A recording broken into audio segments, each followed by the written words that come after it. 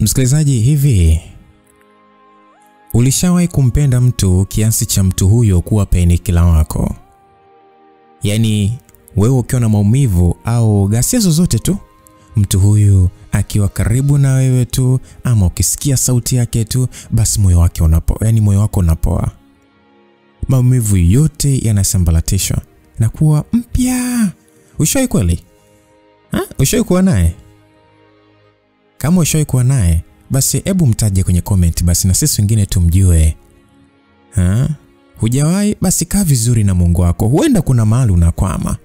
Lakini kama huyo painkiller wako yupo, yani sija hata nimueleze vipi, basi hebu leo basi mtaje tu hapo kwenye comment. Kama unamjua mtaje. Jamani, niite Jemima. Hilo ndilo jina langu ambalo nilipewa na wazazi wangu. Nina miaka isiyopungua 25. Kikabila mimi ni Makonde. So unaweza kuniita Konde Girl. Kwa elimu nimesoma japo sio sana, ila nina vyeti vyangu ambavyo nikienda ofisi yoyote ile napokelewa kwa tabasamu nono. Sema tu mambo ya sasa kupata kazi imekuwa kama mzozo kidogo, yani without connection ni shida sana. Kusoma wanasoma ila kazi hamna, wanapata wenye connection zao. Sasa baada ya kukoswa kazi bwana, niliamua kujitafuta kivingine, ambapo nimeajiliwa kwenye hoteli moja hivi kama waitress. Ila nje ya hiyo ninafanya biashara ya mashuka pamoja na nguo, hata vyombo pia. Na huwa nauza kwa oda kwa sababu sina ofisi. Na kiasi chake namshukuru Mungu, maana walau inanipush katika mambo mengi. Kula kwa pesa yangu, navaa kwa pesa yangu, nalipa kodi kwa pesa yangu, hata mama yangu anapata chochote kitu kwa hicho kibiashara changu. Na mimi ni mtu fulani hivyo mitandao sana msikilizaji. Hivyo kila leo natafuta kuangalia ni nini kimekuja juu kwa wakati huu, then natafuta machimbo kisha naanza kutangaza biashara. Jambo hili limenipa mafanikio mengi, ikiwemo kunikutanisha na watu wengi sana ambao wanafanyika baraka kila itwapo leo. Na katika watu hao bwana, kuna mwanadada anaitwa Betha. Huyu dada ni mtu na nusu, na naweza kusema yeye ni mtu wa thamani sana kati ya wote niliokutana nao. Maana amekuwa si mteja bali ni rafiki, dada, na hata mwalimu au mshauri, vyote ana play. Kiufupi ni mtu muhimu sana kwangu. Sasa dada yangu huyu siku hii ya leo alikuwa na sherehe ya kumbukizi ya miaka 2 ya ndoa yake. Hivyo kama mtu wake wa karibu nilijiandaa vyema ili niweze kufika. Basi nilioga, nikavaa nguo ambayo ilinitoa sana, kisha nikapaka makeup, na nilivyoona sasa niko sawa nikabolt, kisha safari ya kuelekea Kawe ikaanza. Na Kawe ndiko alikuwa akiishi Betha. Na huwezi amini, pamoja na kuwa karibu sana na Betha, mimi sijawahi kabisa kufika kwake, kwani mara nyingi nimekuwa nikienda kumuona kazini kwake. Wakati mwingine alikuja kwangu au tulikutana sehemu kama restaurant, beach basi. Na siku hii ilikuwa ni siku ya kwanza kabisa kufika kwake. Safari ya kutoka nyumbani kwangu hadi Kawe ilichukua muda, maana mimi nilikuwa natokea Kigamboni. So nilijikuta nachelewa kufika japo sio sana. Basi bwana, baada ya kufika nilipia usafiri kisha nikaingia ndani, ambapo nilikuta watu tayari wameshafika wote na sherehe ikiwa imeanza. Betha aliniona wakati naingia, so akatoka na kuja kunipokea, akaniambia, "Wow, kama kawaida yako mrembo wa Kimakonde ndani ya fashion. Umependeza sana kipenzi." Aliongea Betha huku akiwa amenikumbatia, na mimi nikasema, "Asante mami, umependeza pia." Betha akaniambia, "Sijakufikia bwana. Yaani umetuzidi wote hapa. Una makeup ilivyokukaa jamani hadi raha." Nilicheka nikasema, "Basi dada, usinipe basi kichwa bwana." Sasa nilivyomwambia hivyo, akaniambia kwamba, "Ona, mimi nakusifia afu naona kama nakupatia kichwa. Anyway, twende kumuone shemeji yako." Alivyosema hivyo, nilitabasamu, maana nilikuwa natamani sana kumuona mume wake, kwa sababu mimi sikuwa hata kumuona hata kwenye picha. Najua itakufurahisha msikilizaji kuwa inakuwaje niwe karibu sana na Betha na simfahamu mume wake. Iko hivi, Betha ni mtu fulani hivi asipenda kumuonesha mume wake. Nadhani hata kwa watu wengine ipo hivyo. Yaani Sio kwamba ana wanaume wengi, hapana, ila kuna wakati mtu anakuwa na kathiuli fulani hivi katika maisha yake kwamba yani hapendi tu tangaza mwanaume wake kwa marafiki. Ukuta ana sababu zake za msingi sana. Ama kuna tukio analiogopa sana. Sio kwamba anamficha kwa sababu ana wanaume wengi. Ila hapa kuna watu wawili. Kuna mmoja anaficha mtu kwa sababu anao wengi. Lakini kuna mwingine anamficha kwa kiusalama zaidi, yani kwa kuendelea kumtunza ndani ya moyo wake. Na kama nilivyosema, mimi nimejuana na Betha kwenye mitandao ambapo nilikuwa katika mihangaiko yangu tu ya kutafuta ugali. So mara nyingi nimekuwa nikimsikia mume wake kwenye story tu, na kwa kuwa hakutaka kumuonesha kwa watu, so mimi nilikabaki kumsifia tu. Ila kiukweli nilitamani sana kumuona, maana story alizokuwa akinipa kuhusu mume wake ni moto. Na uongo dhambi msikilizaji, kwenye maombi yangu mimi nilikuwa namwambia Mungu nipe mume kama wa Betha, maana sio kwa zile sifa. Basi bwana alinishika mkono tukaingia ndani, maana pale nje hakuwepo. Basi bwana tumeingia kwake, yani kufika ndani akamuita kwa jina fulani vitamtam. Sauti ya kidume ikasikika ikiitika kutokea chumba jirani na sebuleni. Sauti ya mwanamume huyo ilipenya kwenye moyo wangu na kuhisi kitu fulani hivi. Sekunde kadhaa akatoka na kuja tulipo. Alo, hey. Najikuta natoa macho nisiamini kama naona ama naota. Mapigo ya moyo alienda mbio kuliko kawaida. Mdomo kawa ni mzito kama umebebeshwa jiwe. Jamani. Yani sio mimi tu nilishtuka, hata mwanamume yule alishtuka. Juliet kuona mmewe kafika, alisimama na kusema, baby, huyu ndio Mima niliyekuwa namuongelea kila siku. Na Mima, huyu ndio mfalme wa moyo wangu. Mwanamume alinichagua kati ya mamilioni ya watu, akaniona nafaa na kuniweka ndani kwa mapenzi mazito. Niliachia tabasamu na kusema, nimefurahi sana kumuona, hongera sana kwa kumbukizi hii njema. Mumewe Betha naye alitabasamu na kunijibu, asante, nimefurahi kuona pia. Hakukuwa na la ziada. Hivyo tukatoka nje na kwenda kukaa waliko wengine. Sasa wakati naelekea kwenye meza ili nikae, nikakutana uso kwa uso na mkaka ambaye ni rafiki wa mume wa Betha. Naye alivyoniona tu alishtuka na kugeuka kumwangalia mume wa Betha ambaye ni Benson. Alimwangalia kwa mshangao sana. Bila wasiwasi, nilitabasamu na kuomba nipite, maana alisimama mbele yangu. Akiwa bado katika hali ya mshangao, akanipisha nikapita na kwenda kukaa. Kisha sherehe ikaendelea na ilipokwisha nikaaga na kuondoka. Niliingia kwenye gari na kukaa huku nikiwa kama sielewi nilichoona ni kweli ama nimeanza kuona mawenge. Jamani, kweli huyu kabisa Benson, mume wa Betha. Hii ni maajabu. Niliwaza na kubaki nikijiongelesha mwenyewe kama mjinga. Mbaba wa watu alibaki kunishangaa tu. Naona aliona tayari binti kashapigwa kipapai. Asijue mimi nashangazwa na mambo ya ulimwengu. Ila hii ni babu kubwa walai. Yani Benson huyu. Nyie acheni tu niseme wanaume wote ni umbwa. Ila sio wote, maana baba yangu hawezi kuwa umbwa. Ila Benson. Basi bwana nilifika nyumbani bado kichwa kiwa kina maswali mengi. Kwa kuwa nilikuwa nimechoka, moja kwa moja nipitiza chumbani. Honest, nilipitiza moja kwa moja chumbani wakati nakaa chumba kimoja ambacho kiko kama store. Maana humo kuna jiko, sebule na chumba. Basi bwana, nilifika zangu na kupanda kitandani huku nikijiambia, Jemima lala, hilo uliloliona huenda ikawa ndoto maana ni makubwa. Haya bwana, nikafunga macho ili nilale. Mara simu yangu ikaita, nikanyosha mkono na kuvuta pochi yangu, kisha nikaitoa simu na kuangalia anayepiga. Najikuta nikibaki kuiangalia simu bila kupokea. Na hii ni baada ya kuona anayepiga. Simu iliita sana sikupokea. Mwisho nikaona kama ananipigia kelele vile. Nikaizima na kuitupilia mbali. Niliamua kuweka mawazo yote pembeni na kulala zangu. Kesho yake asubuhi niliamka mapema sana maana nilikuwa natakiwa kuingia kazini. Bila kupoteza muda niliingia bafuni nikaoga vizuri, kisha nikavaa na kuweka nywele zangu vizuri tu. Nilipomaliza nikaenda kupanda daladala na safari ya kwenda kazini ikaanza. Dakika 40 zilitosha kunifikisha kituo husika. Nikashuka mwenyewe na kutembea mdogo hadi kazini kwangu. Kufika nikasalimiana na wenzangu vizuri tu, kisha nikaingia chumba cha kubadilishia nguo.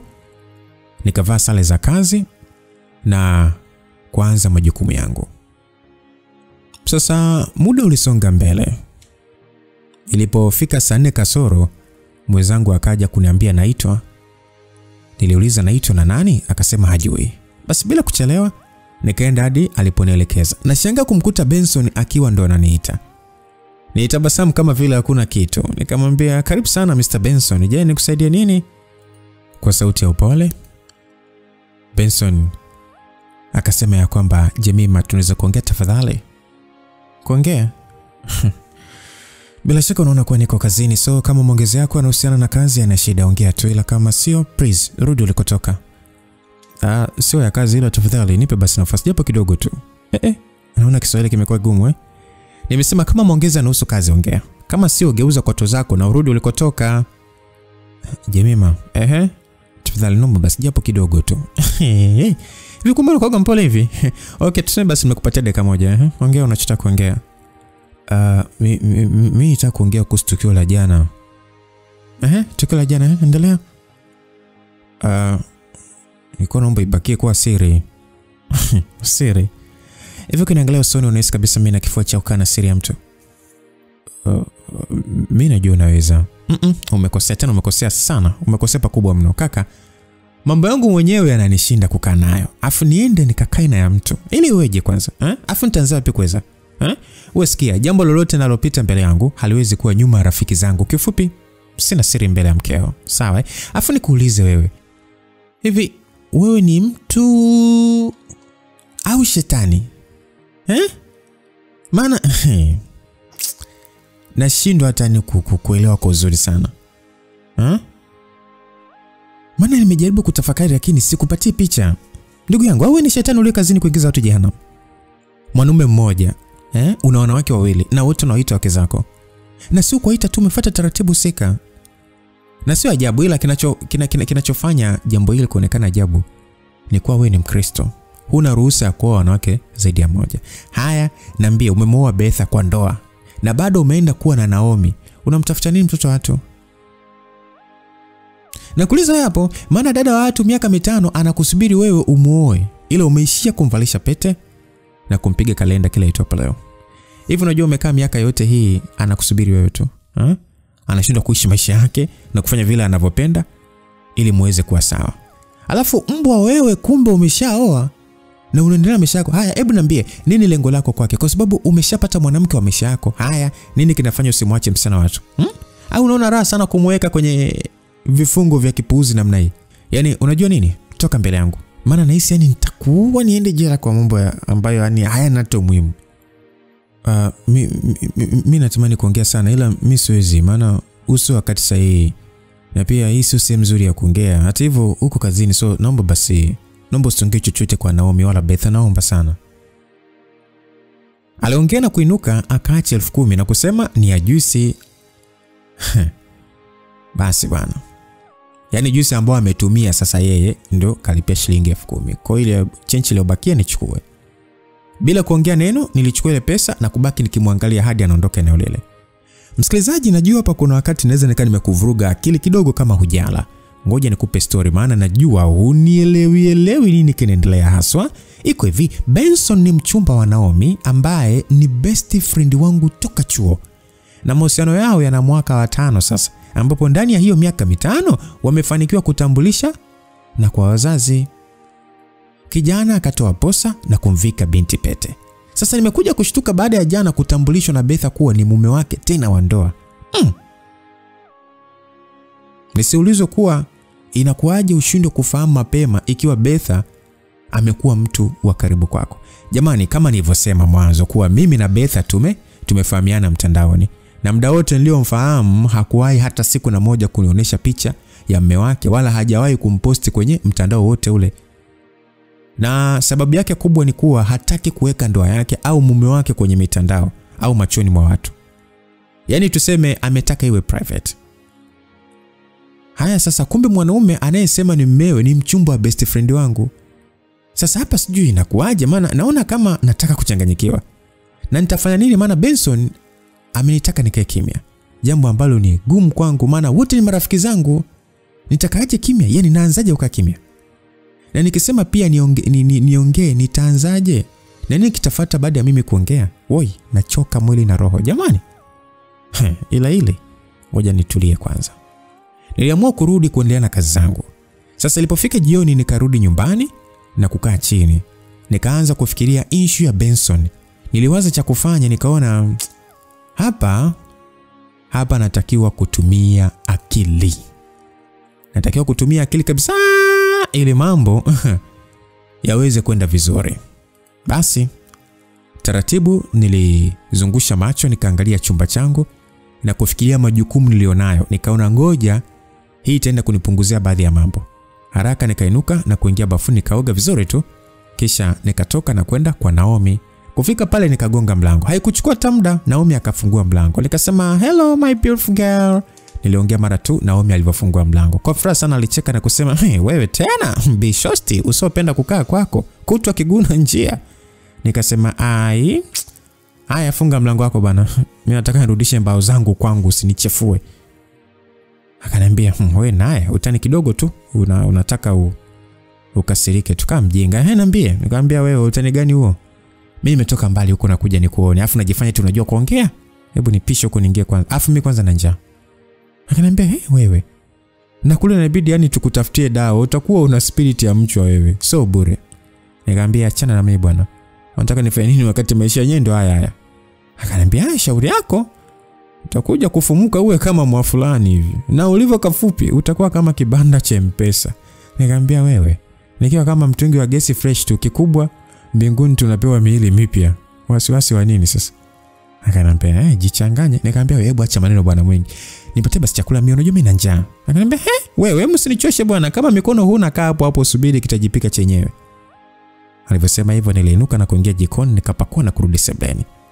Maana mwenzangu maisha alikuwa nayo, hivyo alipanga nyumba nzima. Mimi sasa huzuni tupu. Sema kila mmoja anaishi kwa uwezo wake bwana. So mimi sina shida, kikubwa ni kwangu na ninalala kwa amani basi. Haya bwana. Baada ya kurudi kukaa nikaanza kula. Huku sasa Naomi akinipa umbea kidogo. Nilikuwa ni mtu wa kuitikia tu huku nikimwangalia usoni. Moyoni nilimwonea huruma sana, maana anavyompenda Benson. Hakuna mfano. Sasa saizi je akisikia jamaa ameoa, sijui atalia kilio cha aina gani. Sijui atalia kia mapiano, sijui atalia kinini. Swala la kuitikia huku sasa nikimwangalia nilimpa ishara kuwa kuna kitu. Akakatisha story na kuniuliza, "Mima, kuna nini? Mbona kama uko sawa?" "Nani mimi?" "Mimi niko sawa." "Wewe umeanza kunificha vitu, si ndio? Maana nakuona kabisa kama uko sawa." "Niko sawa bwana." "Sema nini kazini?" "Wanazingua sana." "Wamefanya nini tena?" Ni upuzi tu. Sema leo kuna vurugu limetokea. Mambo yalikuwa moto balaa." "Hayo mambo sasa si ndio unipatie sasa unipe ubuyu." "Wewe naye kuombea ujambo." "Okay, kuna mkaka fulani hivi kafumaniwa na mpenzi wake. Bidada yule bwana amewaka kama mbogo, cha ajabu sasa." Picha likageuka na kujikuta kumbe yeye ndio mchepuko. Wewe jamani, nyinyi wanaume hawa sasa ikawaje? Na imekwaje sasa yani mfumania akajikuta yeye ndio mchepuko?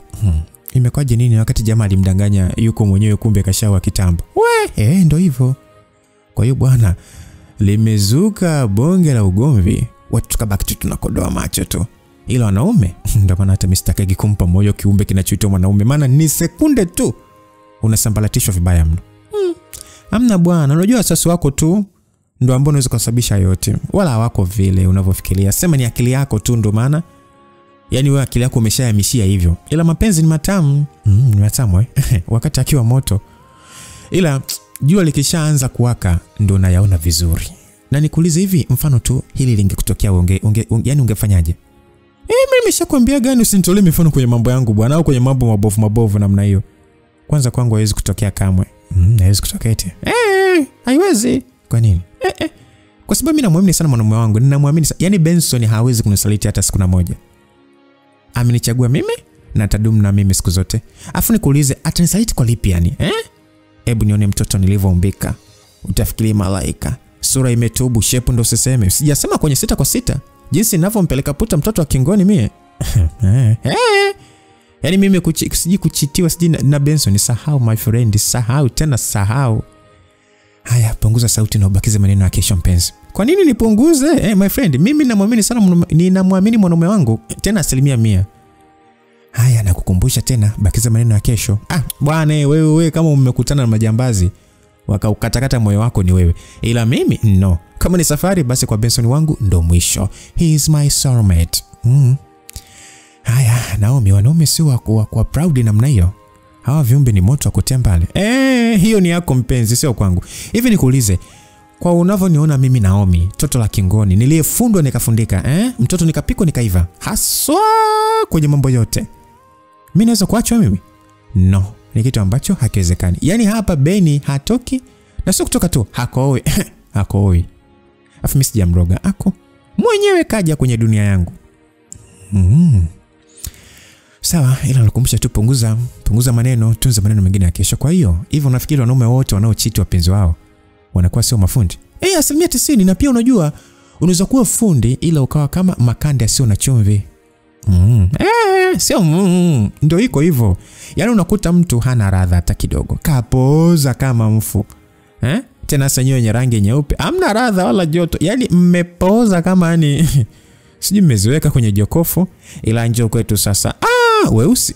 Tuna dunia yetu. Nikwambie tu mema. Yaani mimi nikimshika bwana wako. Paka nataka kupaliwa. Yaani mimi nikimshika bwana wako, walai hatoboi.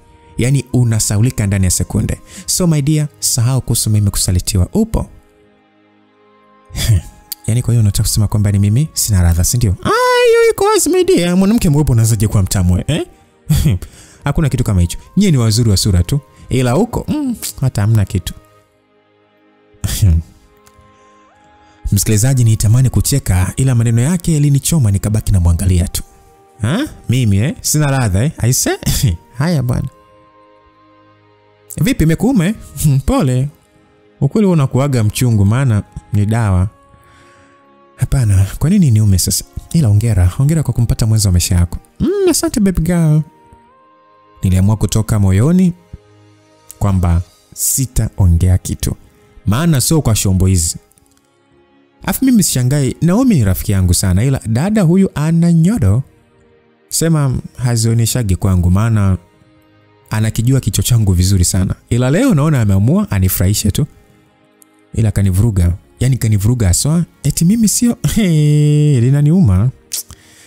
Kwa hiyo mimi kuachwa ni kitu ambacho nastahili. Kisa tu sina utamu. Ila yeye hawezi kuachwa. Kisa tu ana utamu. Acha dunia imfunze kwamba mwanaume ni kiumbe ambaye hajawahi kueleweka. Na maisha buku, sitafungua mdomo wangu kama anakosea freshi, ila kumwambia no. Hata nikabo sisemi no.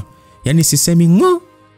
Alafu nione siku akija hapa atajisikiaje mpuzi huyu. Yaani kwamba siku akija kufahamu na akaja kwangu, kazi kujiona keki kumbe biskuti ya 100. Niliamua kubadilisha mada ila akawa hataki. Anataka eti tuzungumzie uzuri wa wanawake weusi na wenye mishepo tu. Mimi sikutaka kumkata mudi yake. Nikampa bega. Akaongea kujisifia akahamia na kuniambia kwamba jinsi Benson anavyompenda. Na mchana wa leo amemwambia ajiandae wiki ijayo waende vacation. Neno langu moja tu, hongera dia. Akasema usijibu hongera tu, jitahidi na wewe kutumia vitu ambavyo vitakupa joto na ikiwezekana uanze kujifunza utundu ili usije ukaachwa tena. Au mwenzangu uchoke kuanzisha mahusiano mapya kila siku. Maana hadi sasa tukipiga mahesabu ya watu uliotoka nao, ni timu ya mpira wa miguu.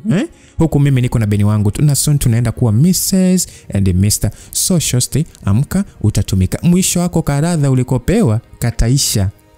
Ubaki makapito. Aise, nilichukia.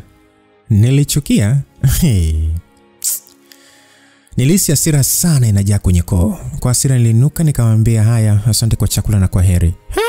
Asema unaondoka? Nilipita tu kusalimia.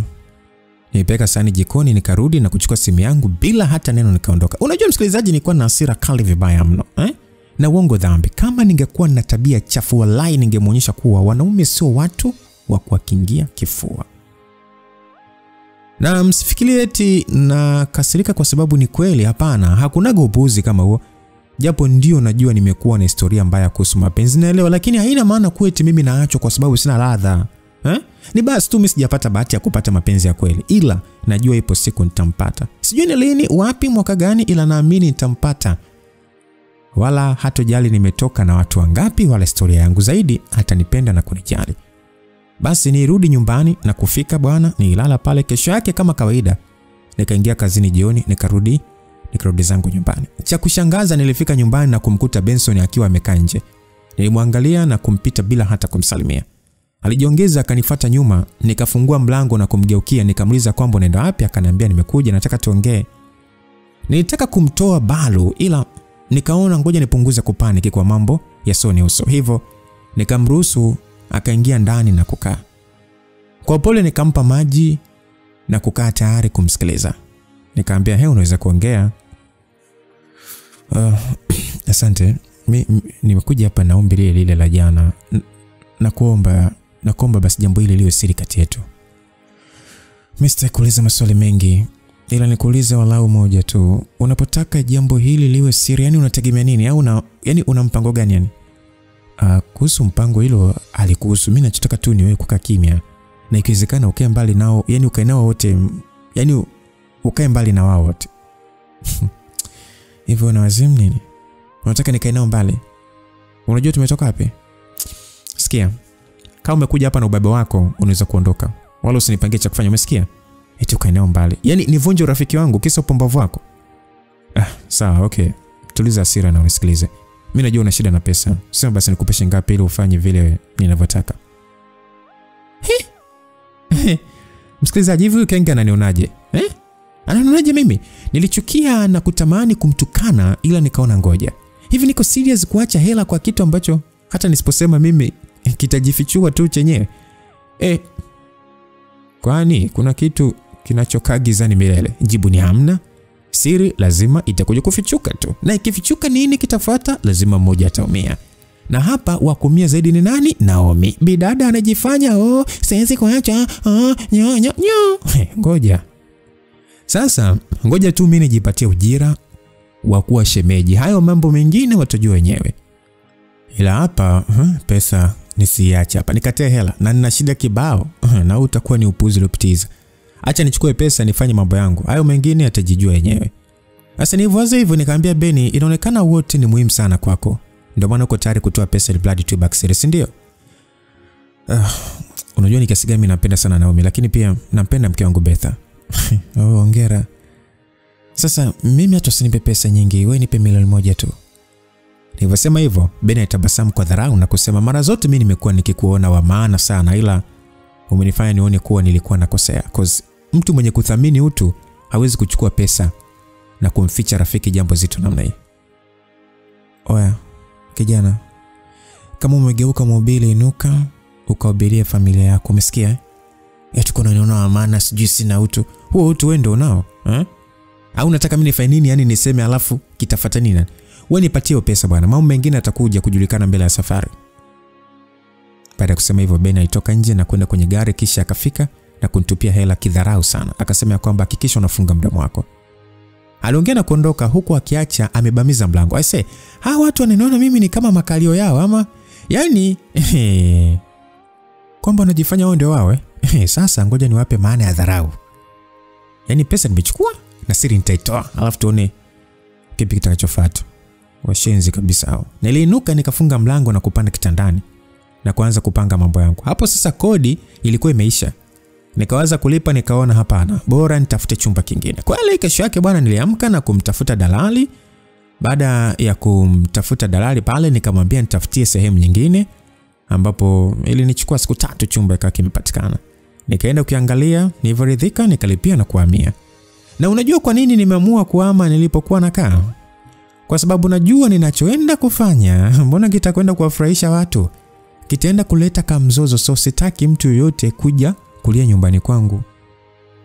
Basi, baada ya kuhama nikapanga siku nikaonana na Betha. I say, kukutana naye tu. Hakuna story inayoongeleka zaidi ya kumsifia mmewe. Nibaki nimeshika shavu tu namwangalia. namwangalia tu namna anavyotirika, namwangalia. Yani kwa namna alivyokuwa akimuelezea utafikiri huyo mwanaume ni malaika. Moyoni nikasema ungejua huyo unayemsifia, sijui mwaminifu, sijui anajua mapenzi, sijui vile ni chovya ungekaa chini ulie. Kwa maneno yale nikajiambia Jemima, umeshapewa hela yako, umetatua shida yako, haya mambo mengine yaache. Usije kuvunja furaha za watu bure. Kwanza hakuna mwanaume mwenye mwanamke mmoja. Japo najua kukaa kimya na kuendelea kuongea nao ni unafiki na najua ikija kujulikana huu rafiki hautaendelea, ila naomba nikae kimya. Hizi sifa zao zitakuja kuisha wakijua kweli. Basi bwana, mimi niliamua kukaa kimya, nikabaki napambania mambo yangu. Siku zikaenda, ila kila nilipokaa nilikumbuka maneno ya Naomi, nijisikia vibaya sana. Nitamani na mimi ningepata mahusiano ya kueleweka, lakini kila mara nimekuwa nikipata mabomu tu. Moyo unaenda mbio, moyo umechoka. Yaani imani kuhusu mapenzi haipo tena. Yaani nipo tu kama limskule tu limskule ambalo limepotea njia au makazi yake.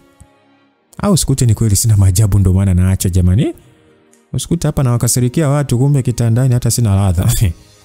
Niliwaza na kuumia mno. Nikaamua hebu ngoja nijipe nafasi, nijitoe out, huenda nikabahatika kupata hata mapenzi ya kweli huko nje. Hivyo nikaanza kujitoa karibu kila weekend, lakini nikawa kama sionekani hivi. Unajua nijisikia vibaya Yaani ni kama vile umejipuliza perfume alafu hata uambie perfume yako nzuri inanukia ni. Yaani unahisi kama jamani hivi watu hawana mapua ama mbona hata waniambie. Ndio ilivyokuwa sasa. Kwa hiyo nikamueleza mama. Mama akaniambia mwanangu, wewe ni mzuri. Usilazimishe kutafuta mahusiano kisa uko single kwa muda mrefu. No, wewe tulia, tufanye mambo yako, omba Mungu na wakati ukifika utampata Adamu wako. Umesikia? Maneno ya mama yairudisha tumaini. Nikaona kweli sina haja ya kuwa na pressure. Mapenzi yatakuja tu yenyewe kwa muda wake. Basi mtoto wa kike nikajiweka busy na biashara yangu huku nikiendelea na kazi yangu ya waitress. Miezi miwili ilipita bwana. Siku hiyo nikawa zangu ofu. Na mara nyingi nikiwa nyumbani huwa napenda kutumia muda mwingi sana kufanya usafi wa ndani. Kisha ikifika jioni natoka zangu.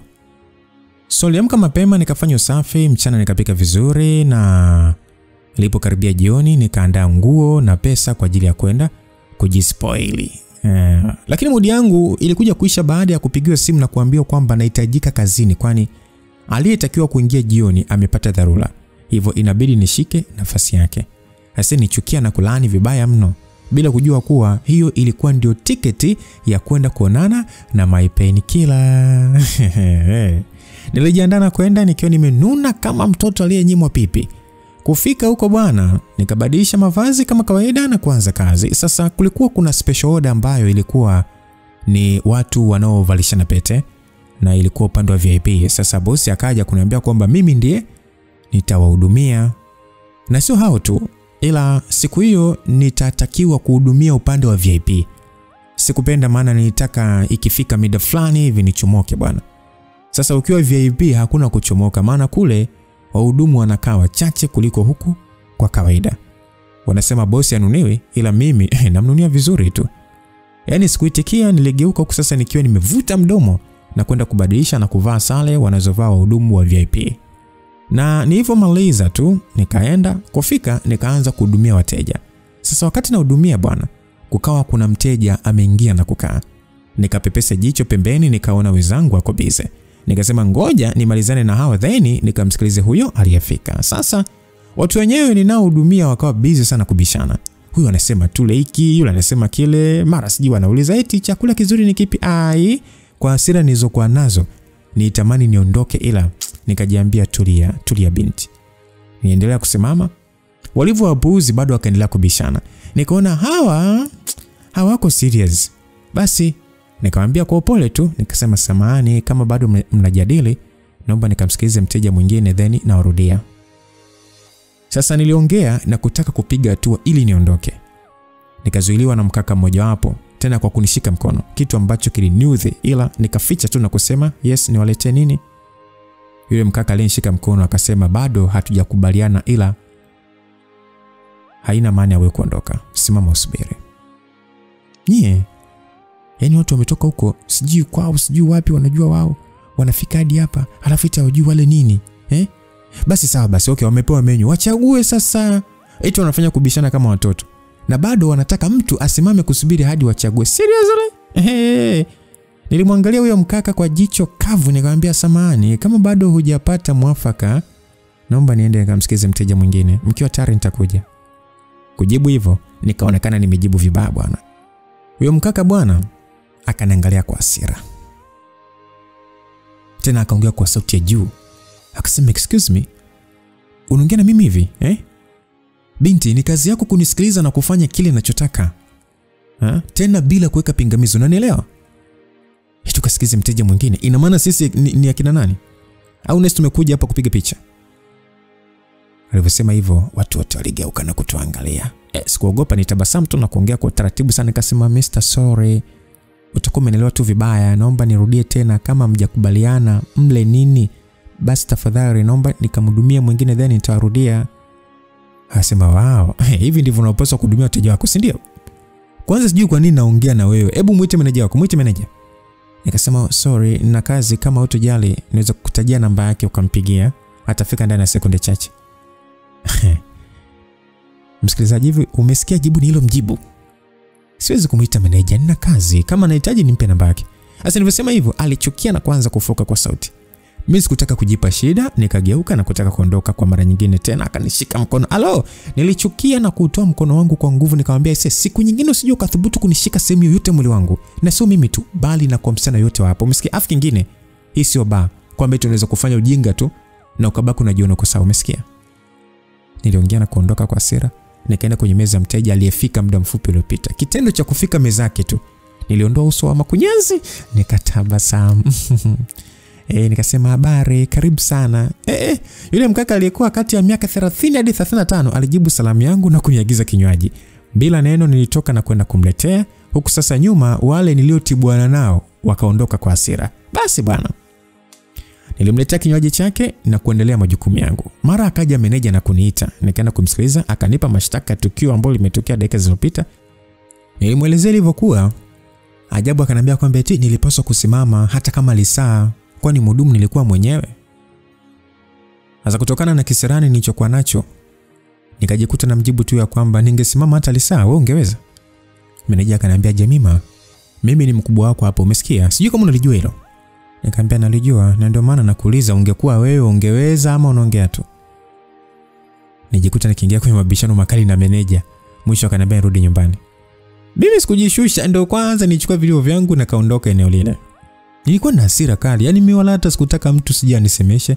Sasa wakati natoka kuelekea nje, kwa bahati mbaya nikagongana na mkaka fulani hivi, na kwa bahati mbaya akadondosha simu yake. Niliogopa isije kuwa imevunjika, maana ilikuwa simu ya bei kali sana. Haraka nichukua na kumpa, huku sasa nikiomba samahani kwa kutokuwa makini.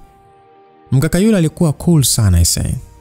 Ndio kwanza akasema relax, wala hata usijali. Kuambiwa hivyo, niliangalia chini na kuweka mkoba wangu vizuri, kisha akaondoka bila hata kuongea neno. Nilimwangalia na kuondoka kurudi nyumbani, ambapo nifika na kujilaza kitandani. Sasa mudi ya kutoka ilikuwa haipo tena, nikabaki najionea siku nzito tu.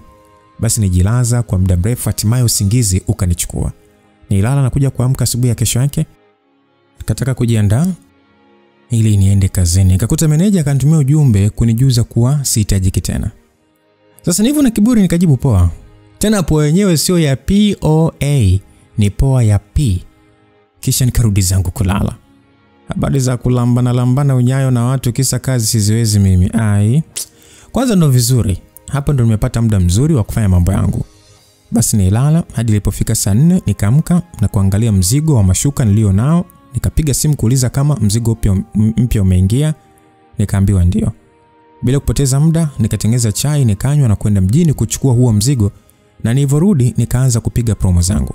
Sasa bwana, kabla siku haijaisha, meneja yule aliyetuma ujumbe kuwa nisiende tena kazini akanipigia na kusema eti kesho nahitajika kazini. Jibu langu moja tu, siji. Na nikamkatia simu. Akapiga tena, sikupokea. Baada ya muda bosi mwenyewe akapiga kidogo. Huyu bosi kidogo na mheshimu, so nikapokea. Hello boss. Jemima, habari yako? Mzuri tu boss. Nimepata malalamiko kutoka kwa meneja kuwa umeacha kazi ghafla. Nini kimetokea bwana hadi unachukua mzigo? Msikilizaji, huyu meneja ni fala sana. Mimi ndo nimeacha kazi au yeye ndo kaniachisha? Sikutaka kujingata-ngata, nikamwambia kilichotokea. Akasema ni mambo madogo sana na anaomba samahani kwa ajili ya meneja, ila anahitaji kesho nifike kazini. Niitikia sawa, ila nikabaki najiuliza kuna nini, maana sio kawaida boss kujishusha kwa mhudumu kama mimi na kunitaka nirudi kazini. Niliweza lakini sikupata jibu. Nikalala na kesho ilipofika kweli nikajiandaa na kwenda. Kufika nikaambiwa kuna mkutano utakuja kufanyika hapo na tutahudumia watatu tu. Hadi kufikia hapo nilielewa kwa nini walinitaka nirudi, maana kila inapotokeaga mikutano huwa nahudumia mimi pamoja na wenzangu wawili, huku nikisimama kama kiongozi wao. Basi bwana, nikasimamia maandalizi, tukaweka vizuri, na muda ulipofika watu wakaja. Sasa mimi pamoja na timu yangu tukaingia kazini. Sasa moja kati ya watu waliokuwepo kwenye kikao hicho ni yule kaka niliyegongana naye jana. Na kitu cha kushangaza alikuwa ananiangalia sana. Mimi sikuwa na shida, nikaendelea kazi yangu bwana. Mkutano ulikuwa mrefu sana hadi nafika usiku bado hapo tu. Watu tulihudumia pale hadi tukachoka. Saa 3 kasoro ndio muda waliomaliza. Kama kawaida tukaanza kuweka mazingira sawa, vitu vya kutolewa vikatolewa. Na tulipomaliza kila mmoja akaenda kuchukua sasa vitu vyake kwa ajili ya kuondoka nyumbani. Mimi baada ya kubadilisha nguo na kuchukua vitu vyangu, nilianza kupiga hatua za taratibu kutoka nje ya jengo lile. Ila kabla sijatoka nje nikasikia naitwa na mtu. Kugeuka hivi ni yule kaka ambaye niligongana naye siku ya jana. Kaka yule baada ya kuona nimesimama, alinifuata hadi niliposimama na kusema kwamba habari yako. Nikasema nzuri. Akaniambia samahani, naweza kupata mawasiliano yako? Aliposema hivyo nilimwangalia kwanza kuanzia chini hadi juu, up down up down up. Nikajiuliza, huyu mtu amekaa kama mtoto wa Bill Gates, anataka namba yangu ya nini? Maana alikuwa ndani ya suti kali balaa, na ukiachana na suti tu anaonekana ni mtu fulani hivi, jamaa fulani hivi amazing nini. So sikutaka kumpotezea, nikajibu sawa, nikamtajia namba, akaandika, na alipomaliza akanishukuru na kuondoka. Basi nirudi nyumbani nikiwa najua tayari kuna mtu soon anaingia kwenye dunia yangu. Sikashaomba namba, unafikiri nini kinafuata? Hakuna cha zaidi. Tofauti na kuanza tu kuonyesha love. Mungu anajua vile mimi natamani kupata uhusiano la kueleweka. Na safari hii uhusiano linalokuja, mbona hadi kupiga ndumba nitaenda. Maana inawezekana mimi kila siku niwe chombo cha starehe. Basi nifika nyumbani, kwa kuwa sasa nilikuwa nimeshakula, nikafikia kulala tu. Siku ikapita, kesho yake nikaamka mapema kama kawaida, nikajiandaa na kwenda kazini. Kufika nikakuta bosi upo. Kwa heshima nilisalimia na kwenda kubadilisha nguo, kisha nikaanza kufanya majukumu yangu. Hapo kila muda nilikuwa naangalia simu ili kuona kama yule mkaka kanitafuta, lakini hadi nafika jioni hakuwa amenitafuta. Sasa sijui ndio kimuhemuhe cha kutaka mahusiano, nikawa natamani sasa ningechukua namba yake ili mimi ndo nimtafute, ila sikuchukua. Hadi kufikia hapo sikuwa na jinsi zaidi tu ya kusubiri kutafutwa. Na niseme tu nilimuelewa, hivyo nilishaiweka akili yangu tayari kwamba akisema nakupenda tu hakuna kujifikiria mara mbili, ni yes, na penzi linaanza haraka iwezekanavyo. Basi bwana, siku 2 zilipita kimya bila hata kutafutwa. Sasa siku Alhamisi mimi huwa nashindaga nyumbani, maana ndio siku yangu ya off. Kama ilivyo kawaida yangu, nikiwa nyumbani ni usafi na kujitoa out. Hivyo niliamka na kupanga nguo ambazo nilifua kama siku 4 nyuma hivi. Nilipomaliza kuzipanga kabatini vizuri tu, nikaoga na ukaa kuangalia TV. Hapo nasubiri sasa jioni ifike nitoke. Mara ujumbe ukaingia kwenye simu yangu. Kuangalia ni namba ngeni, na ujumbe ulikuwa unasema ya kwamba hello. Niliangalia ujumbe ule kwa sekunde kadhaa, huku sasa nikiwaza atakuwa nani. Hii sio long number, bila shaka itakuwa ni ule mkaka ndio kaamua kunitafuta leo. Nilivyoanza hivyo nikajibu chap. Sekunde chache tu akatuma ujumbe akisema ya kwamba yeye ni John. Nikamuuliza, John yupi? Yule tuliyekutana hotelini siku kadhaa nyuma ama? Akasema yes ni yeye. Nilizima TV kwanza, nikatuliza akili nisije kuandika ujinga. Jamani, kijana kashakuja, ni wajibu wangu sasa kumsogeza karibu na kumfanya anione mke bora.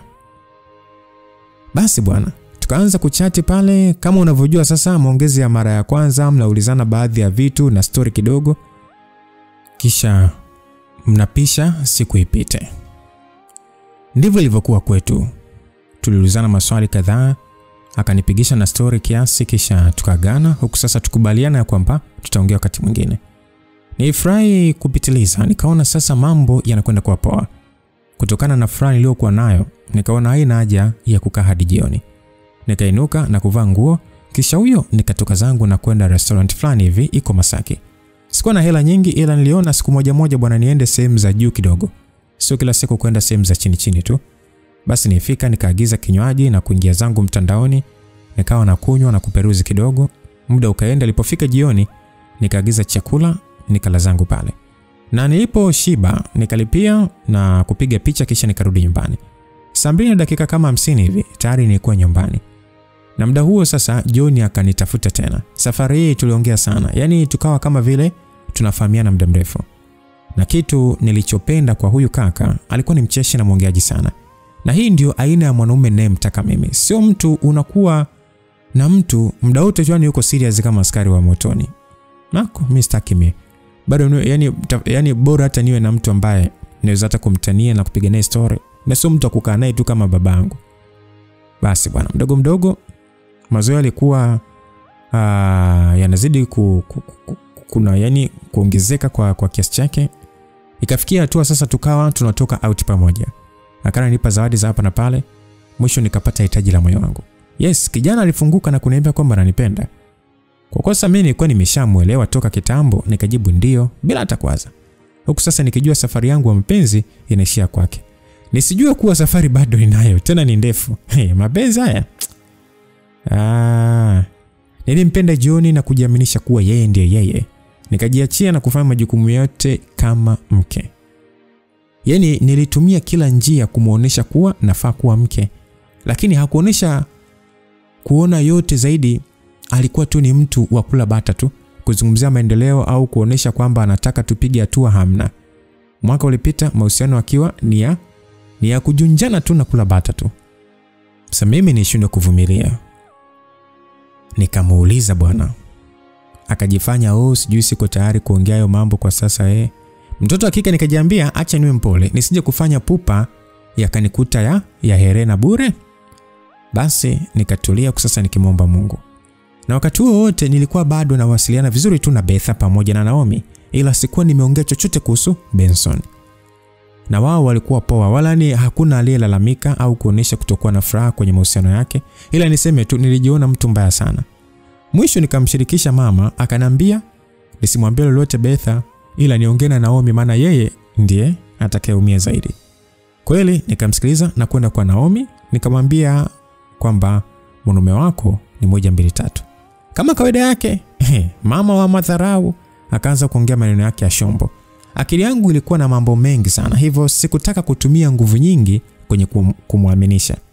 Kikubwa nimeongea ukweli wangu, basi atajua mwenyewe kama atafuata ama aendelee kuamini ujinga wake ni yeye, ila mzigo wangu nimeshautoa. Bila kupoteza muda nilitoka na kurudi zangu nyumbani. Siku zikaenda, ikapita mwezi. Siku hiyo nikaamua sasa kumuuliza tena John kuhusu mahusiano yetu. I say nilijibiwa mbovu sijawahi kuona. John baada ya kumuuliza zaidi ya mara 2 kwa hasira akauliza kwamba hivi umekazana kuuliza ile swali ili weje? Nikamwambia samani nauliza ili nijue tu malengo yako kwangu ni yapi. Malengo? Hivi yani inaonekana kwamba unataka sana ndoa Yaani sio kwamba mimi nataka sana ndoa, ila ni hatuwezi kuwa kwenye mahusiano bila malengo yote. Uko sahihi, ila kwangu mimi sina malengo hayo unayofikiria wewe. Unamaanisha nini? Maana yangu ni kwamba mimi sina mpango wa kuoa kwa sasa.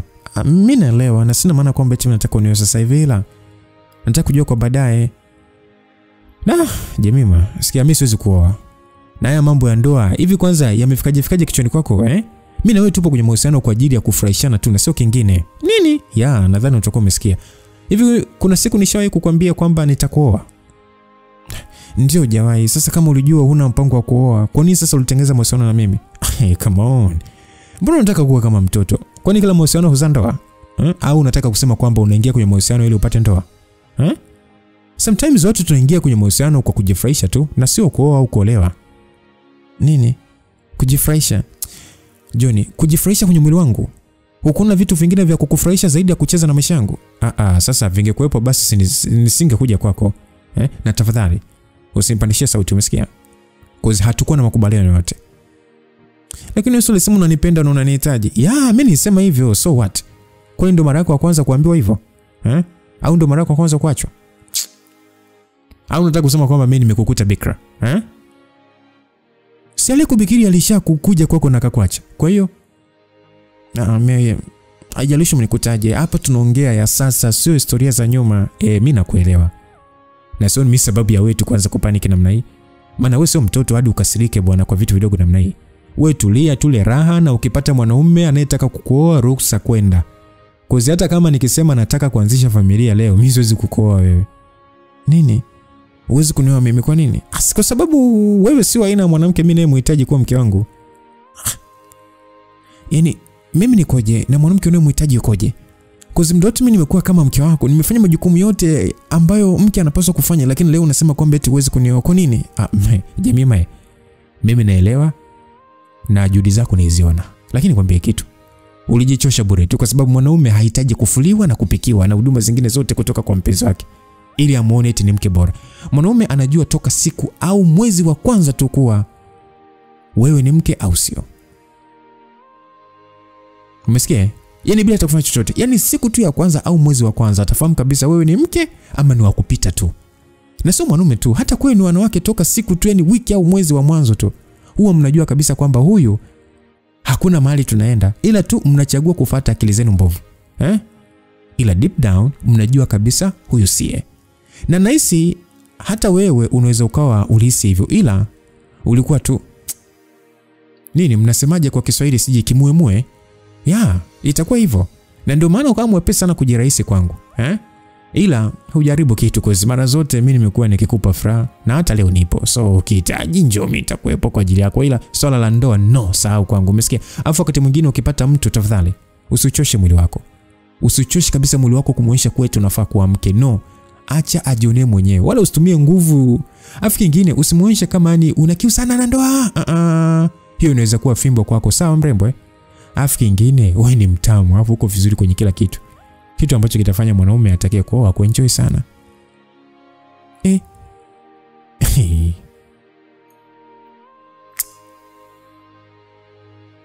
Unajua kuna maisha mengine msikilizaji. Nilibaki kama nimepigwa na shoti ya umeme. Kulia nilitaka, ila sikujua nilie kilio gani. Kilio cha mapiano, kilio cha msibani, kilio cha kuachwa. Yaani zaidi nibaki tu na muangalia John huko machozi yakenitoka. Uongo mbaya, huyu kaka nilimpenda kupitiliza. Afu kiachana na mimi kumpenda, yeye mwenyewe alionyesha kunipenda na alinijali kwenye kila hali. Yaani mimi naweza kusema alikuwa ni boyfriend bora kwangu kuliko wote niliowahi kuwa nao. Kitu ambacho kilifanya kila leo nimuone kuwa ndiye mwanaume wa maisha yangu. Na hata kwenye maombi yangu sikumwambia Mungu sijui nipe mtu sahihi. No, mimi nilikuwa nashukuru tu kwa kunipa yeye. Then naomba tufikishe kwenye lengo kuu ambalo ni ndoa. Bila kujua kuwa sio yani hata Mungu na malaika walikuwa wananishangaa. Huyu anashukuru kwa kupewa mume gani? Mbona hajapewa bado? So alimaliza kuongea, akainuka kitandani na kuniambia kwamba inuka basi tukaoge, afu wache kusikitika. Jamani, hivi kuna mtu kwenda anamuelewa kijana huyo? Yaani pamoja na maneno yote aliyoongea still ananitaka twende tukaoge wote. Nilimwangalia hapo sasa mimi niko wazi kabisa. Maana tulikuwa ndo tumemaliza kuzinzika. John baada ya kuona na muangalia tu akaniambia, Jemima, usiwe hivyo bwana. Ukilia yani haupendezi hata kidogo. Sasa mrembo, wewe ni mzuri mrembo wangu. Mungu basi tukaoge upate hata na chakula.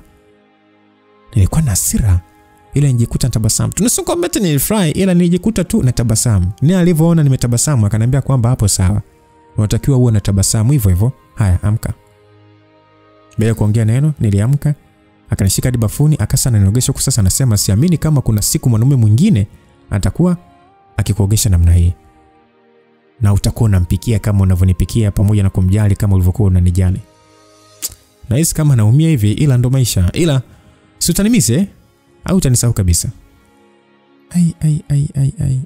Nye.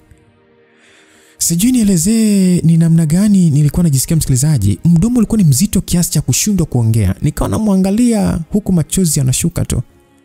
Nahisi nilikutana na shetani, maana mwanadamu wa kawaida hawezi kuwa na roho kama ile. Yaani pamoja na kuwa vile John hakushtuka wala kuogopa, ndo kwanza alikazana kuoga na kuongea. Na alivyomaliza akanishika taratibu tukatoka, akanifuta maji na kunipaka mafuta vizuri tu. Kisha akanivalisha nguo na alivyomaliza akaniambia nikae. Bila hata kuongea nikakaa hapo, machozi tu ndio yanatoka. Basi nikakaa, yeye akatoka kidogo na kurudi akiwa ameshika kibox kidogo.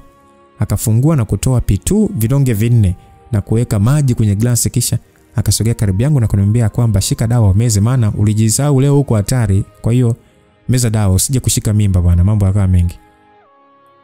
Kama kawaida nilimwangalia bila kuongea kitu. Akaongea tena kwamba chukua dawa meze. Mimi kimya. Alichukia na kusimama kwa hasira akasema, "Oya, usinilazimishe kuwa katili kwako, umesikia? Haya, fungua mdomo. Maana unaona kama mikono yako haina nguvu." Aliongea hivyo, bado sikumjibu kitu. Aisee, alininywesha dawa kwa nguvu kama vile mtoto mdogo anayeogopa dawa. Nilipaliwa na maji nikakohoa nusu kufa, ila hakunipa hata pole. Ndio kwanza aliweka glasi pembeni na kuchukua wallet yake na kutoa noti za 15,000.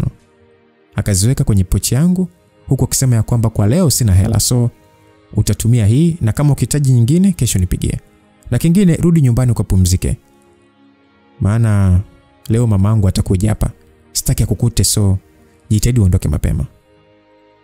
Na ninakukumbusha sijakuacha. Hivyo muda wote saa yote ukinihitaji mimi nipo. Ila ukiona huwezi sawa, ni maisha yako na ni maamuzi ni yako pia. Alimaliza kuongea, akachukua funguo za gari na kuondoka. Nibaki nimekaa kama zuzu.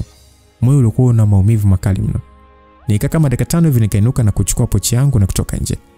Nilitembea kama mlevi, yani miguu haikuwa na nguvu hata kidogo. Nilitembea kwa mwendo huo huo hadi barabara kubwa, nikapanda bajaji. Hapo sasa nikajikaza tu nisirie. Basi nikafika mbele kidogo, nikamwambia dereva bajaji anishushe. Msikilizaji, mimi sikuwa nimefika nyumbani, ila akili yangu iliniambia shuka, na muda huo sasa nilikuwa nasikia njaa kali sana, maana kazi niliyofanyusha usiku kucha, mipinduko yote ilikuwa ni mizito. Alafu leo naambiwa eti kwamba yani mwanaume atakayekuoa. Jamani. Nikaona bora nipite sehemu nile kwanza kisha ndio nirudi nyumbani, ili kama kulia nikalia nikiwa nimeshiba. Lia ukiwa umeshiba bwana, ndio unalia kilio kizuri.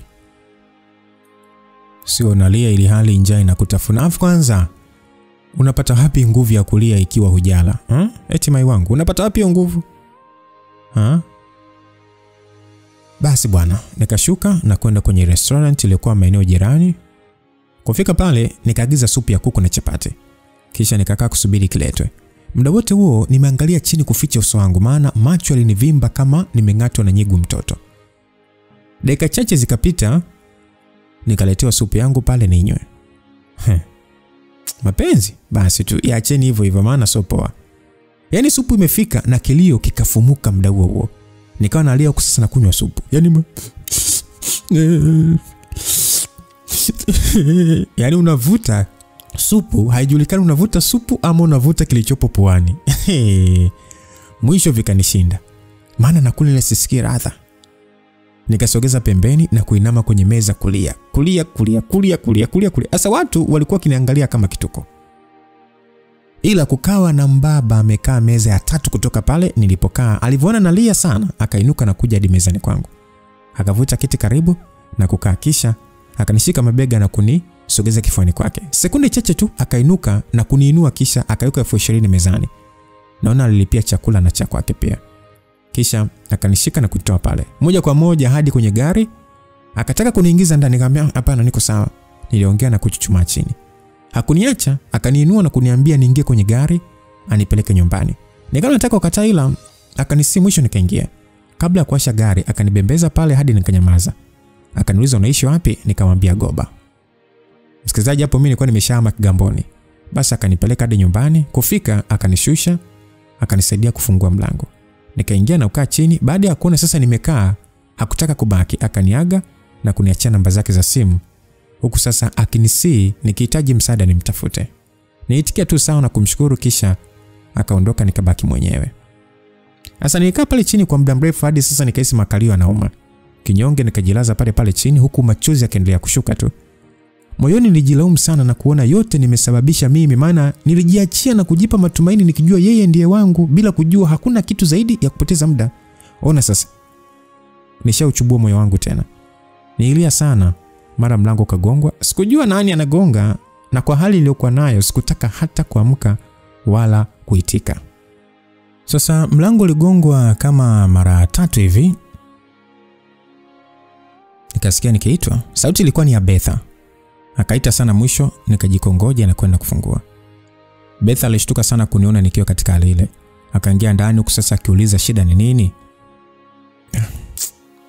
Jamii nikuta tena hisi, nimejikanga tena safari nimeingiza moyo kwenye kalai lenye mafuta mengi. Nivyo mpumbavu nikawasha moto mkali na kutumbukiza moyo bila kujali. Wewe unaongea kuhusu nini? Kwa sauti ya chini iliyojaa maumivu nikamueleza kila kitu. Alinihurumia sana na kunipa pole za kutosha. Hakuishia hapo, alibaki na mimi karibia wiki nzima.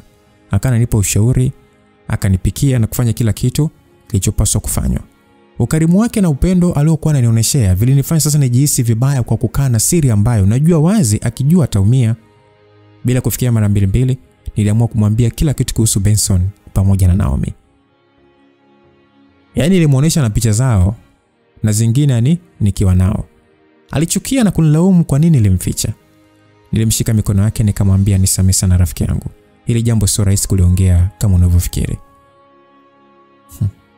Yaani sio rahisi kwamba ndio ukae kimya hadi mwaka unapita, na huyo ndugu yako sijui rafiki yako bado anaendelea tu kutembea na mume wangu. Alafu niko hapa najua nina rafiki, Jemima. Hivi unajua maana urafiki kweli wewe?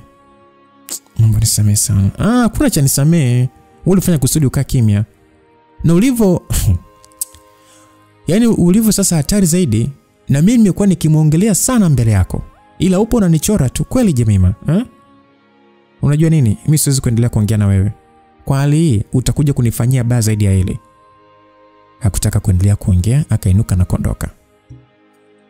Sasa sijui alienda kufanya nini, ila jioni Naomi alinitafuta akiwa analia sana. Nikajua tayari kimeshawaka huko. Basi akawa anafoka, wanaume sijui ni umbwa nini. Nikaamua kumkumbusha maneno yake na kumwambia kwamba tulia kwanza. Maana wewe ulisema ya kwamba watu wanaachwa kwa sababu ya utamu usijui kwamba ni mafundi. Sasa wewe ni mtamu na ni fundi, unaanzaje kuachwa? Nilivyosema hivyo, alichukia na kukata simu kwa hasira. Sikutaka kumtafuta tena, maana yeye nilimwambia toka mwanzo kabisa, akajifanya haya leo analia. Analia nini sasa? Sasa alisema kwamba watu wanaachwa kwa sababu sio mafundi kitandani, mara sijui sio watamu. Haya, yeye sasa na leo tumtafasiri vipi? Kwa kweli nilikuwa na wiki nzima sijaenda dukani kwangu. Maana kipindi hicho mimi nilikuwa nimeshaacha kazi, nikafungua duka langu ambapo nilikuwa nauza mashuka na mapazia pamoja na mito. Hivyo nilala mapema ili kesho niwahi kuamka. Sasa kabla sijalala nikasikia mlango unagongwa. Kabla kushuka kitandani nilivuta simu nikaangalia, nilitazama saa, ilikuwa ni 2:30. Nikajiuliza huyu anayekuja saizi nani? Atakuwa Beni nini? Haraka nikashuka na kuchungulia dirishani ili nione kama ni Beni. Basi nitaona gari lake tu, ila niliona gari tofauti. Nikajishauri pale, mwisho nikaenda kufungua. Nijikuta sasa nashusha pumzi baada ya kukuta ni ule mbaba, sijui nimuite hivyo, ila sio mbaba kivile, yani yuko katika kijana, yani sio kijana, mbaba sio mbaba. Akasema asante, ila mimi nimekuja tu usiku japo sio vizuri, lakini vipi uko poa? Nikamwambia niko safi, ingia ndani. Niliongea na kumpisha apite ingie ndani, ila nilikuwa naogopa vibaya mno. Maana mtu sina mazoea naye kabisa, afu anakuja saizi usiku kweli. Naye kukataa, aliingia ndani huku akiwa sasa ameshika mfuko, na alivyofika kwenye sofa akanipa mfuko ule akisema kwamba ni zawadi yako. Nilipokea na kushukuru, kisha nikaweka pembeni bila hata kuangalia kuna nini ndani yake. Na baada ya kuweka pembeni nikamuuliza nimpe kinywaji gani, akasema maji tu. Basi nikampatia na kwa pembeni yake, maana nilikuwa na sofa moja tu. Akanywa maji pale na kusema kwamba samahani, nilipata safari ya ghafla na kufanya nisirudi kuangalia vipi hali yako kwa sasa. Sijali, mimi niko sawa, tunashukuru sana kwa msaada wako. Sawa, karibu tena. Natumaini mmeshaongea kaisha, si ndio? Kuongea nini na nani? Sina mwenzio. Kwa kilio chako kilionyesha kabisa ni kwamba ni cha mapenzi. Ina maana mtu akilia vile tayari inaonyesha kaachwa ama? Kwa namna ulivyokuwa ukilia ilionyesha kabisa kwamba umeachwa. Una masiara wewe. Mimi nilikuwa nalia tu mengine. Hapana, nakataa hata kesho. Anyway, mimi sio mkaji sana, naomba niondoke. Sawa, asante kwa kuja. Niliinuka na kunyosha mkono kama vile anataka tusalimiane. Sikugoma, nikanyosha mkono wangu na kumpatia. Akasema naitwa Adrian Moses. Naitwa Jemima. Wow, jina la bibi yangu hilo. Wenda ndo mimi. Wenda, sawa, naona siku mwema. Asante na pia. Aliondoka, nikafunga mlango na kusogelea mfuko alionipatia. Nikaufungua sasa nikijiuliza kutakuwa kuna nini? Kufungua nikakuta kuna mdoli, ulikuwa ni mdoli mdogo hivi mzuri tu, pamoja na diary pamoja na chocolate. Nilitabasamu na kupanda kitandani bila hata kumwambia asante. Sikutaka mazoea naye kabisa. Hivyo sikuona sababu ya kumtumia ujumbe wa kumshukuru kwanza. Kwanza mimi mwenyewe sitaki awe na namba yangu. Nilala huku nikiwa nimejiapiza kukaa mbali na kitu kinaitwa mapenzi. huku nikijiambia niweke nguvu kubwa katika kutafuta pesa. Basi kesho yake niliamka mapema, nikaoga na kupata chai, kisha tukaenda dukani kwangu. Huko nikafungua na kufanya biashara hadi jioni nikarudi nyumbani. Nakumbuka zilipita kama siku 4 hivi nikiwa zangu busy tu na mambo yangu. Siku hiyo sasa nikapata order ya mashuka, ilikuwa ni mashuka 5 hivi pamoja na seti 3 za pazia. Sasa kwa kuwa nilikuwa natoka kwenda kuonana na mtu wa saikolojia na sehemu tuliokubaliana ilikuwa ni karibu na sehemu inayotakiwa mimi kufikisha mzigo. Nikaona sio mbaya kama nikienda mwenyewe, sio mbaya. Basi nikachukua usafiri hadi sehemu husika, nikatuma ujumbe kuwa nimefika. Dakika 2 nyingi bwana, geti likafunguliwa. Ajabu alikuwa ni Adrian. Nilishangana kuangalia namba mara 2 lakini nikaona ziko tofauti. Nikamsalimia pale na kumwambia sikutegemea kama yeye ndiye aliagiza mzigo ule. Adrian alitabasamu na kusema ni kweli, ila haina shida, mimi nimefurahi kukuona. Tena hongera sana bwana, unapambana. Nikamwambia wala hakuna mpambanaji hapa. Akasema no, usikatae bwana, mimi nimekuwa nikikufuatilia kwa muda sana. Sasa nimeona ni kiasi gani unajituma. Ulikuwa ukinifuatilia kwa muda? Kwani unanifahamu hapo kabla? Naweza kusema ndio kwa kiasi fulani hivi, kwa sababu mimi sikuwahi kukuona live tofauti na ile siku pale restaurant. Zaidi nimekuwa tu nikikuona mtandaoni. Na kwa muda mrefu nilikuwa na mpango wa kuja ofisini kwako, lakini mambo yakawa mengi. Sasa nilimwangalia moyoni nikasema huna lolote, najua unachotaka. Basi mimi sikutaka kuongea sana. Nikampa mzigo wake na kutaka kuondoka. Akanizuia na kusema kwamba subiri tafadhali, ingia japo ndani basi hata upate walau maji. Hapana asante, nitakuja wakati mwingine. Tafadhali sana. Hapana siwezi. Kuna mali naenda, hivyo ingekuwa vyema kama nikawahi. Sawa basi naomba nikuombe kitu. Nakusikiliza. Naweza kuendelea kukutafuta na ikikupendeza naomba basi tu marafiki. Niliongea kimoyomoyo ya kwamba haitokee labda ndotoni. Nikamjibu tushua, unaweza? Akajibu asante sana. Baada ya kushukuru nigeuka na kuondoka bila hata kumwambia kwaheri. Jamani niwe mwazi, tu mimi sitaki kuingia kwenye mahusiano yote. Na sio mahusiano tu, hata ukaribu wowote na kiumbe kinachoitwa mwanaume sitaki. Kwanza nahisi nimepata shida mahali, maana chuki nilionayo kuhusu wanaume ni kali kuliko kawaida. Yaani wachukia to the maximum. Na hii ndio sababu inayofanya naenda kuonana na mwanasaikolojia ili anisaidie, maana hii sasa imevuka kiwango, kwa sababu haiwezekani ukaumizwa na mtu mmoja ila ukachukia watu wote. Maana nikiona mwanaume sitaki kuambiwa hata mambo. Mambo sitaki.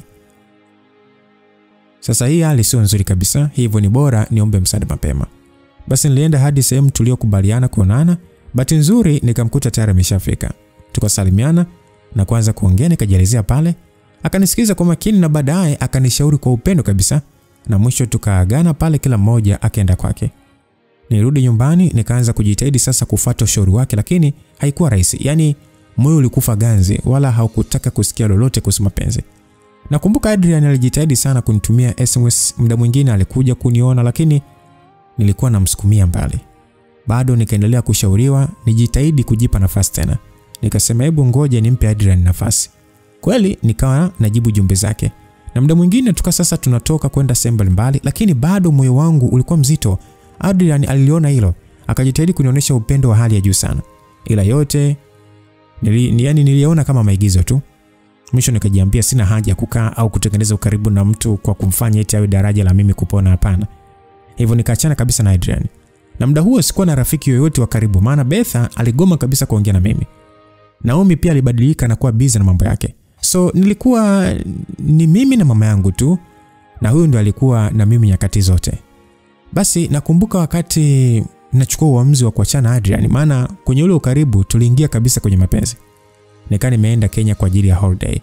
Naikumbuka hadi tarehe ya ile siku. Unajua ilikuwaje au kilitokea nini? Ile siku ndo siku niliyomuona mwanaume wa maisha yangu, aka my painkiller. Unajua ilikuwaje? Ilikuwa hivi. Siku hiyo bwana nilikuwa nimeshuka chini kupata chakula cha mchana.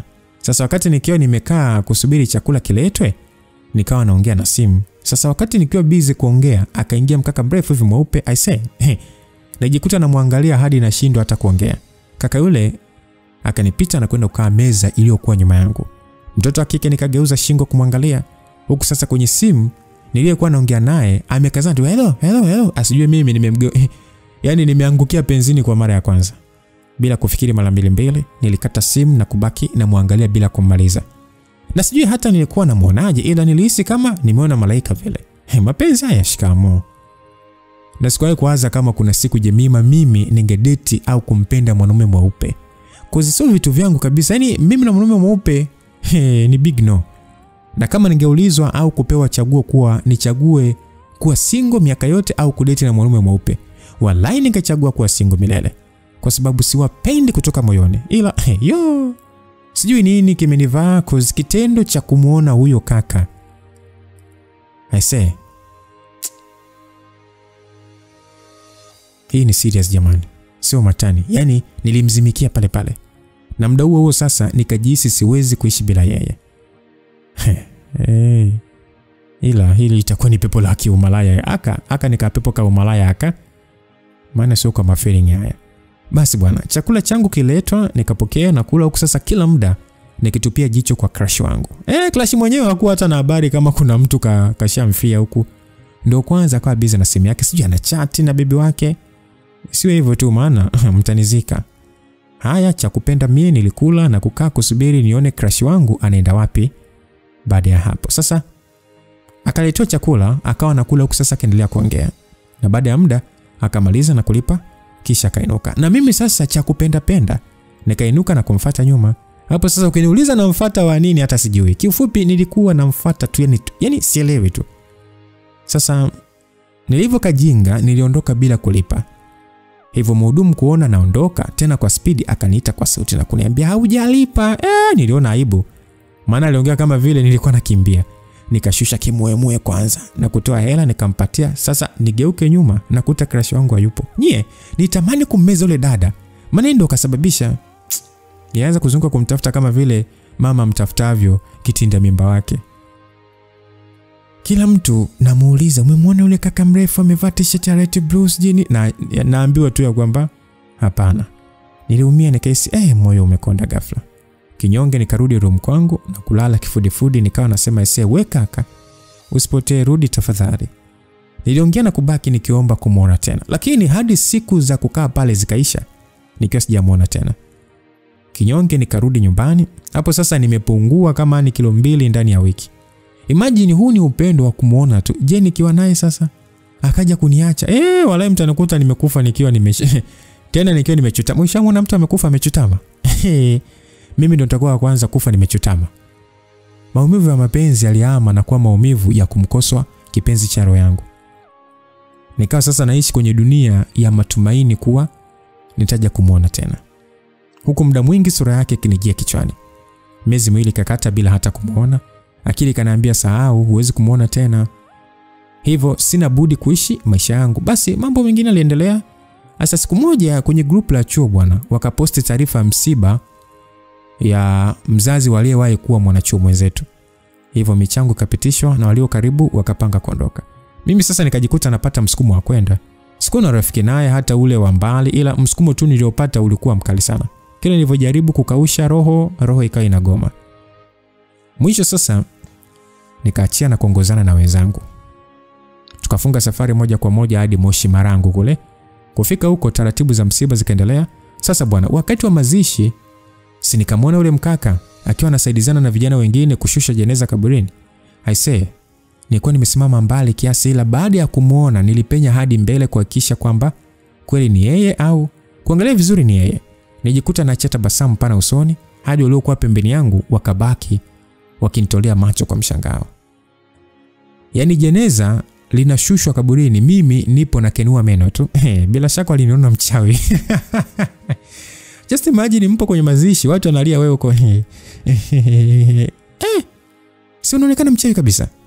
Sasa na nilivyoona wananishangaa nikajishtukia, haraka nikajiangusha chini kama mzigo.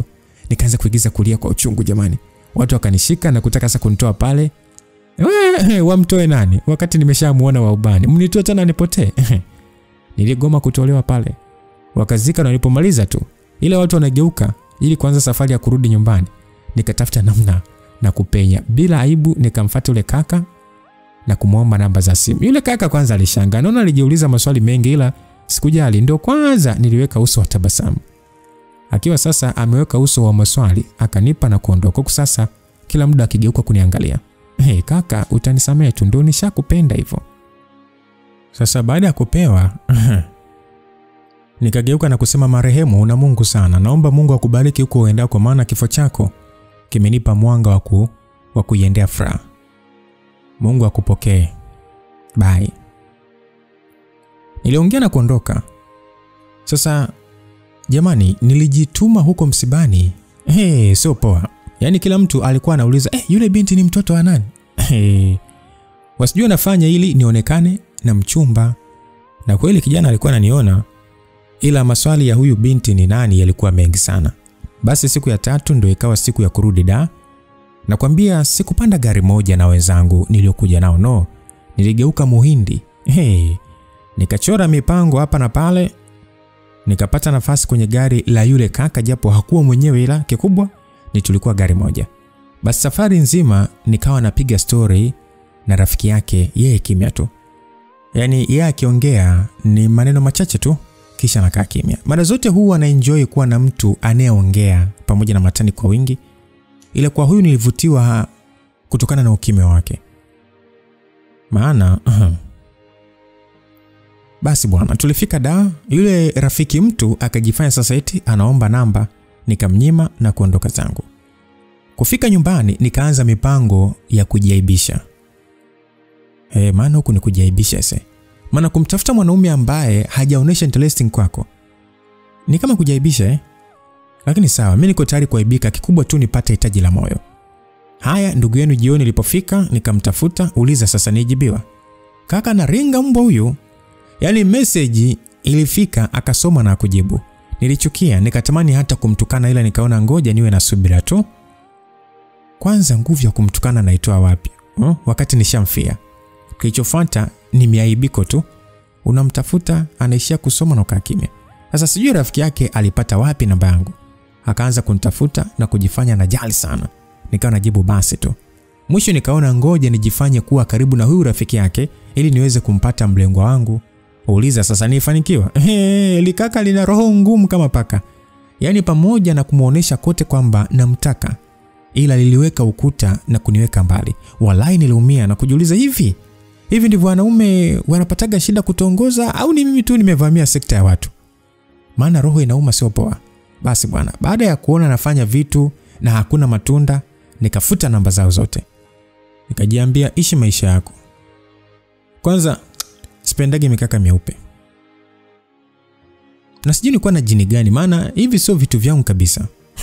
Haya ni maneno ya mkosaji tu. Nikajipa moyo na kuendelea kukaa nikijifanya kumsahau. Moyo ukaniambia, wewe acha kujidanganya unampenda.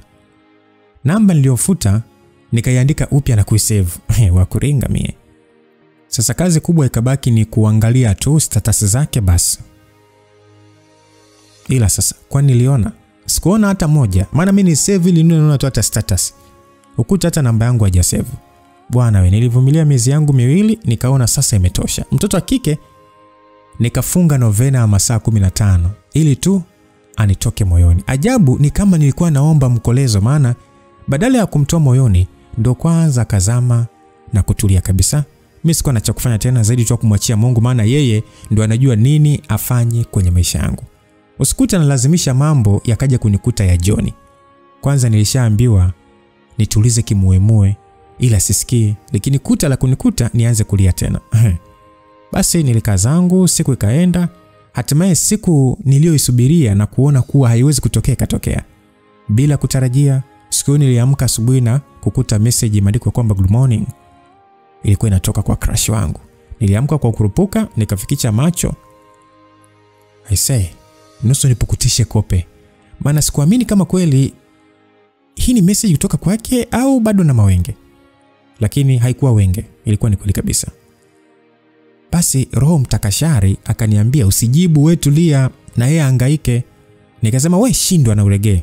Nikajibu chapu. Akaniuliza vipi, are you okay? Kajibu ndio, niko poa. Akasema okay, mimi nilikuwa nakujulia hali tu, uwe na siku njema. Nijibu nawe pia. Kisha nikaweka simu pembeni na kurukaruka kitandani kama kitoto. Moyo ulipata raha ya ajabu mno, yani nilitamani nisimame kwenye kilele cha dunia nipige ukunga wa furaha. Ila nikajiambia, tulia binti, ukute amekosea namba. Wewe uko hapa tu kinua tu meno kama kasongo yeye. Basi nikajiandaa zangu na kwenda kazini. Nikawa kila mara nasoma zile message na kubaki na tabasamu tu. Jamani, msinishangae, kila upendo unakuja kwa style yake. Yani ni kama inavyokuwa kwenye mimba. Mimba fulani labda inakusumbua, ukibeba nyingine haikusumbui, mara hii inapenda mchichani. Ndivyo ilivyo hata kwenye mapenzi. Sasa baada ya kwanza siku iliisha nikiwa na furaha sana. Zikapita siku 2 akanitafuta tena, na mara hii sasa tulichati kwa muda mrefu kidogo. Weekend ilipofika asubuhi na mapema akanitumia ujumbe kuniomba kama nina nafasi tuonane. Naanzaje ukataa? Jibu lilikuwa ni sawa.